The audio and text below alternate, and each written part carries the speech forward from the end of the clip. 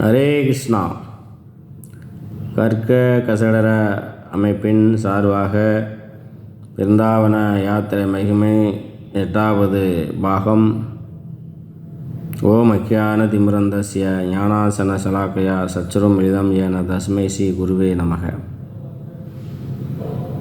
நமோ ஓம் விஷ்ணுபதாய குரு பிருஷ்டாய பூதலே ஸ்ரீமதே பக்தி பிரமோதாய புரி கோஸ்வாமி இதி நாமினே திவ்ய ஜான பிரதாய ஜெய பிரபவே சன்ம சன்மானி ஞான வைராகிய தேகாத சாஸ்திர சித்தாந்த சம்மிதே பதிதானாம் சமுத்தாரே இதிவேச தாரவை பிரச்சார ஆச்சார கார்சேஷ சகருகாய சர்வதா யதா உத்வச குமார பாகவத அர்ச்சானிரதி வைஷ்ணவானாம் சர்வகத சச்சதா பிரமததா. ஹரே கிருஷ்ணா. இன்றைக்கு விருந்தாவன யாத்திரை மகிமையில் கௌடிய வைஷ்ணவர்களால் கௌடிய வைஷ்ணவ ஆச்சாரியர்களால் மறுசீரமைப்பு பண்ணி புனருத்தாரணம் செய்யப்பட்ட பகவான் லீலாஸ்தலங்களை தொடர்ச்சியாக நாம் ஒவ்வொன்றாக பார்த்து வருகிறோம். அந்த அடிப்படையிலே கோபேஸ்வர் மாதேவுடைய ஆலயத்தின் சுற்று வட்டாரங்களில் இருக்கக்கூடிய ஒவ்வொரு லீலாஸ்தலங்களையும் பேசி வருகின்றோம். அந்த அடிப்படையிலே இன்றைக்கி பிரம்மகுண்டம் பிரம்ம மோகன லீலை என்று சொல்வார்கள். பிரம்மா பகவானிடத்தில் அவச்சாரப்பட்டு அவருக்காக பகவானை நோக்கி தபம் பண்ண இடம்தான் பிரம்மகுண்டம். பொதுவாக பகவானை முழுமுதற் கடவுள் கிருஷ்ணர் தான் முழுமுதற் கடவுள் என்று சொன்ன மாத்திரத்தில் யாரும் கடவுளாக ஏற்றுக்கொள்வதில்லை. கடவுளை அவர் என்னென்ன விஷயங்கள்லாம் செய்தால் அவர் கடவுள் அப்படின்னு சொல்லி தான் எல்லாருக்குமே ஒரு ஆராய்ச்சி இருக்கும். அந்த அடிப்படையில் பிரம்மாவும் பகவானை பற்றிய ஒரு ஆய்வு மேற்கொண்டார், ஆராய்ச்சி பண்ணினார். பொதுவாக 3 விதமான ஆராய்ச்சிகள் சொல்வார்கள், ஆய்வுகளை சொல்வார்கள். தன்னை பற்றி ஆகின்ற ஆய்வுக்கு சம்ஞானம் என்றும், தன்னை சுற்றி இருக்கக்கூடிய சடப்பொருள்களை ஆய்கின்ற ஆய்வுகளுக்கு விஞ்ஞானம் என்றும், இந்த இரண்டுக்கும் ஆதாரமாக இருக்கக்கூடிய பரமசேதனமான பரம்பொருள் பகவான் கிருஷ்ணரை ஆய்கின்ற ஆய்வுக்குத்தான் பரஞானம் என்று சொல்வார்கள். இந்த ஆய்வுகளெல்லாம் அவரவருடைய கர்ம வினைக்கு ஏற்றவாறு ஆய்வுகளை மேற்கொள்கிறார்கள். எல்லோருக்குமே ஒரே மாதிரியான ஆய்வுகள் மேற்கொள்வதில்லை. எல்லாம் அவரவருடைய கர்ம வினைக்கு ஏற்ற மாதிரி தான் இந்த ஆய்வுகளை மேற்கொள்வார்கள் என்று சாஸ்திரங்கள் சொல்லுகிறது. அந்த அடிப்படையிலே பகவான் கிருஷ்ணரையே பிரம்மாவே ஒரு ஆய்வு மேற்கொண்டார். இவர் எப்படி பகவான் புருஷோத்தம முழுமுதற் கடவுள் எப்படி சொல்கிறாங்க அப்படிங்கிறத பிரம்மா சந்தேகப்பட்டு பிரம்மலோகத்தில் இருந்து புலோகத்திற்கு வந்து அவர் சிறுவர்களோடு மாடு மேய்த்து கொண்டிருக்கிற காலத்தில் அவர் சிறுவர்களோடு அமர்ந்து மதிய உணவு அருந்தும்போது அந்த காட்சியை பார்க்கிறார். அந்த சிறுவர்களோடு பகவான் அவர்கள் உண்ட உணவு மிச்சம் மீதியெல்லாம் வாங்கி உண்வதையும் அவர்கள் மாறி மாறி அருந்தி கொள்வதையெல்லாம் பார்க்குறார்.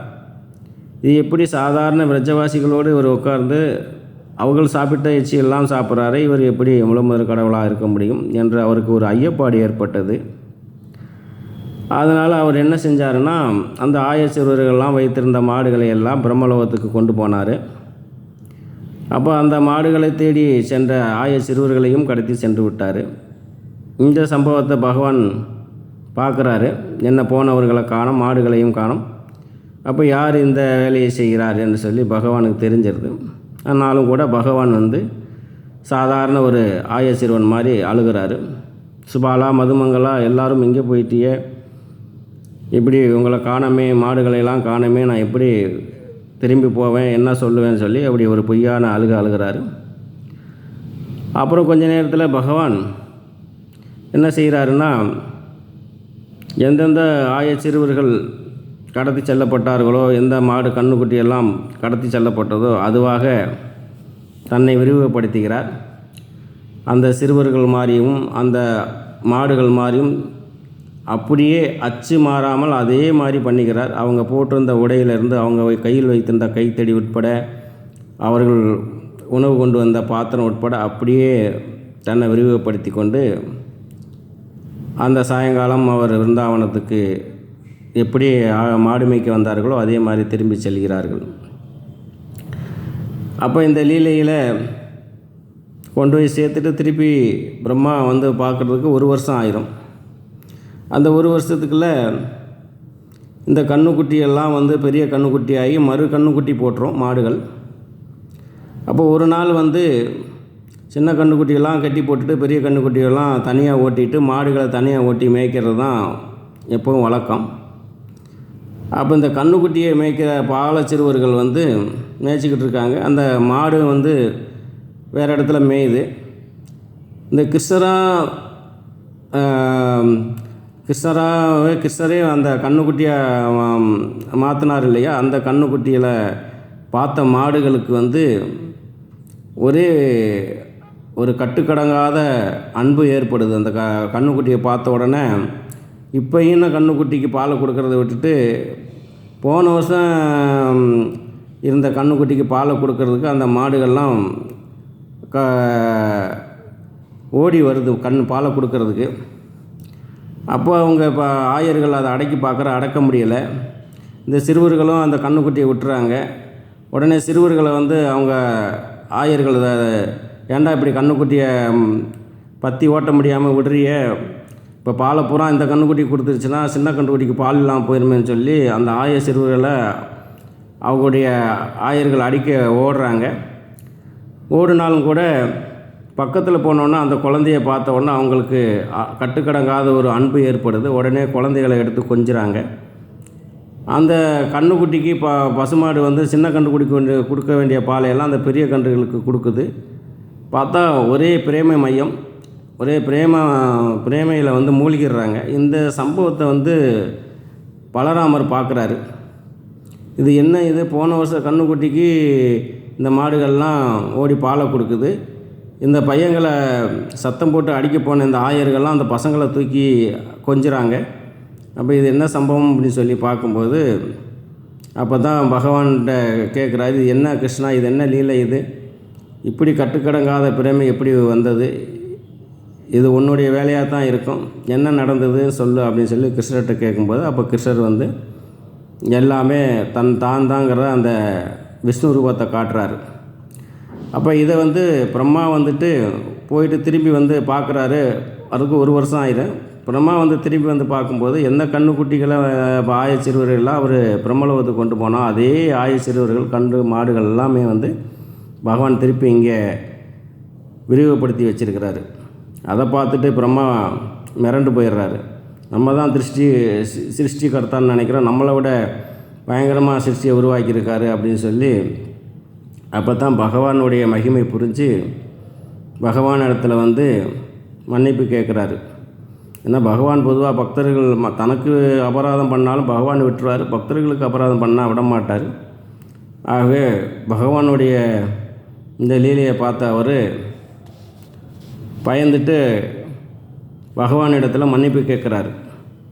அதை தான் பிரம்ம குண்டம் என்று பேர். பகவான் பிரம்மா கன்றுகளை மறைத்து பிறகு பகவான் ஸ்ரீ கிருஷ்ணர் துதித்த இடம்தான் இந்த பிரம்மகுண்டம். இங்கே வந்து ரூபகோசாமி இந்த இடத்துல விருந்தாதேவியை வந்து கண்டெடுத்தார். இந்த குண்டத்துக்குள்ள இருந்தால் விருந்தாதேவியை கண்டெடுத்தார்.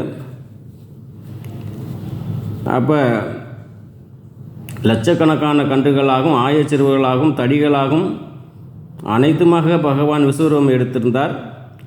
கிருஷ்ணனே கன்றாகவும் கிருஷ்ணனே சிறுவர்களாகவும் கிருஷ்ணனை மேய்த்த மிக அற்புதம் செய்தார்.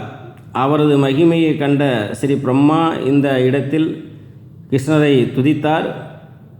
பிரம்மஸ்துதி. சிறிது நேரம் ஓய்வெடுத்து கண்ணனிடம் தம் செய்கையை மன்னிப்பு கேட்டார். அகோபாக்கியம் அகோபாக்கியம் நந்தகோப விரஜாகாசம் வன்மித்ரம் பரமானந்தம் பூரண பிரம்மம் சனாதனம் என்று கொண்டாடி தத்பூரி பாக்கியாமிகம் ஜன்மம் கிடம டயவயம் யத்கோகுல பிதாக மங்காரி ராஜ அபிஷேகம் என்று அந்த சிறுவர்களுடைய பாத தூளியை பிரம்மா யாசித்தார்.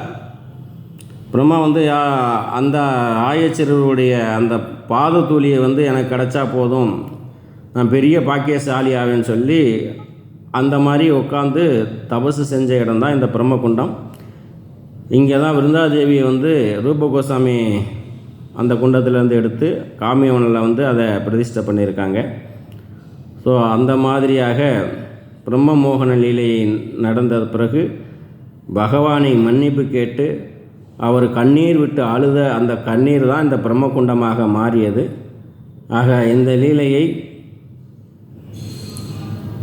நாம் இந்த பதிவிலே பதிவிடுகின்றோம். இதை கேட்ட எல்லோரும் சப்ஸ்கிரைப் பண்ணி மற்றவங்களுக்கும் கேட்குமாறு உதவி செய்யுமாறும், எல்லோரும் இந்த லீலையை கேட்டு மகிழ்ச்சி அடையுமாறு வேண்டி விரும்பி கேட்டுக்கொள்கிறேன்.